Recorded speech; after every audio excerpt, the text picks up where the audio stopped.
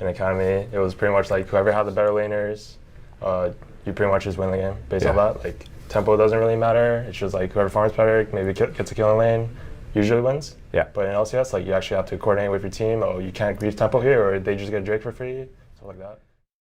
Y'all, you don't understand. This has been an interview, almost a split in the making, with the one and only Freaky Frank. Where'd he go, Frank? That's Tomo, by the way, just in case you didn't know. Frank is Tomo, Tomo's first name. We've been planning to get an interview when he got a win, because he gave me an interview when they lost, and it was a very good interview. And I was like, I want to get one when you're like happy and excited.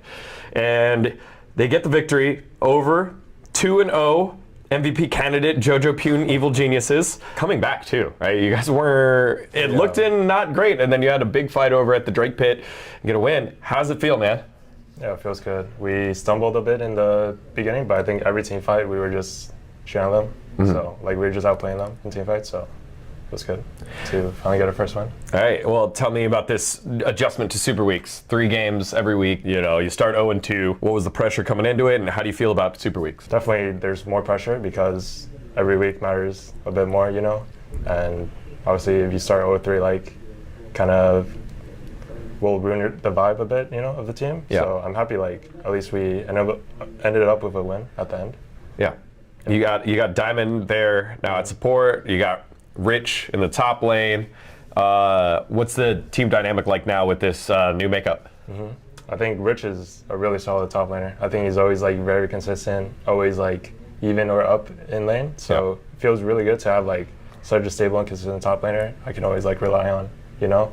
And then for Diamond, I think me and him right now are having like some issues in the bot lane. Yeah. I think just from like playing against Academy teams, with Academy bot lanes for like a long time, I think we made a lot of like bad habits that we need to break, because you know these LCS duos will actually like punish you on our mistakes. So that's the biggest thing we're working on right now. That's pretty honest. A lot of people, a lot of time, you know, people are like, oh man, love Diamond. He's great, you know, we're getting together. You're like, no, we're having issues. Yeah. How are you going about fixing it? Like, given the fact that you learn these habits from being in Academy? I mean, I feel like LCS is just honestly like a whole new game compared to Academy. Yeah. Because I felt like in Academy, it was pretty much like whoever had the better laners, you pretty much just win the game based on that. Like, tempo doesn't really matter. It's just like whoever farms better, maybe gets a kill in lane, usually wins. Yeah. But in LCS, like you actually have to coordinate with your team. Oh, you can't grief tempo here, or they just get Drake for free, stuff like that. So we're like slowly just building better habits for ourselves.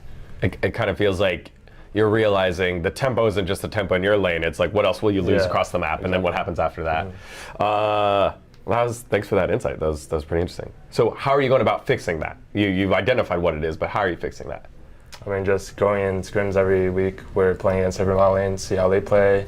You know, like take some stuff from them. Maybe like we're losing against them one week, and then next week we're like going even or winning against them. You know? I interviewed Impact earlier. He said their win rate was around 90 to 95%. What's your win rate in scrims? What's our win rate? Yeah. Oh, I can't say. Is it 90 to 95%? Definitely not that high. Definitely not that high.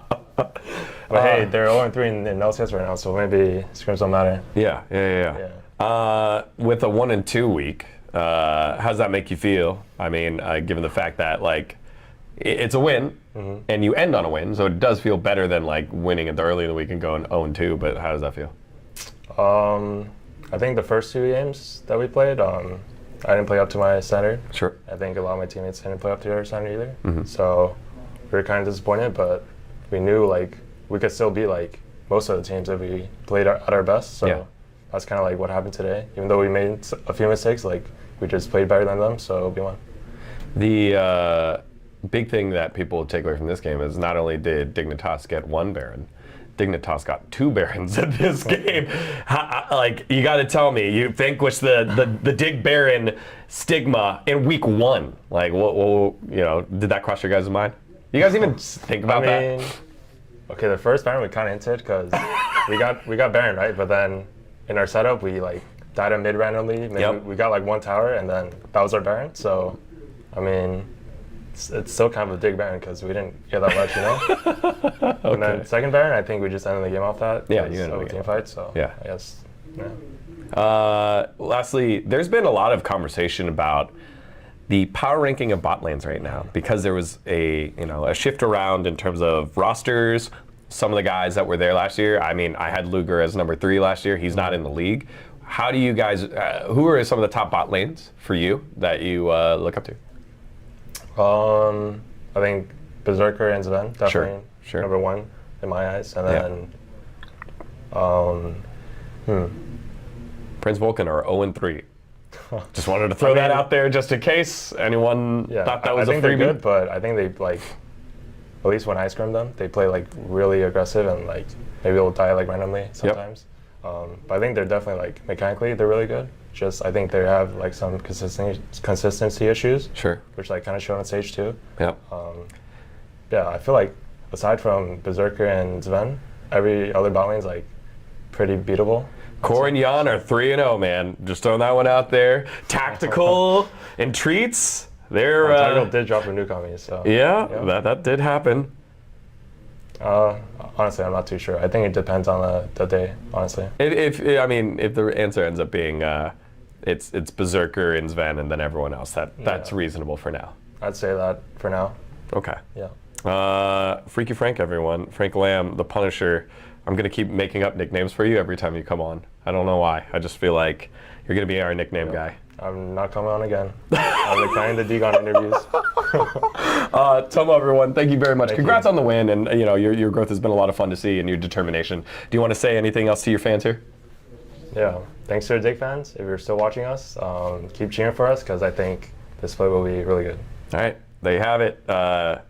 Not if you're watching, but when you want to watch more esports content, make sure to lock it in here on Digon Esports. Thanks, everyone. Thanks, bro. Appreciate you.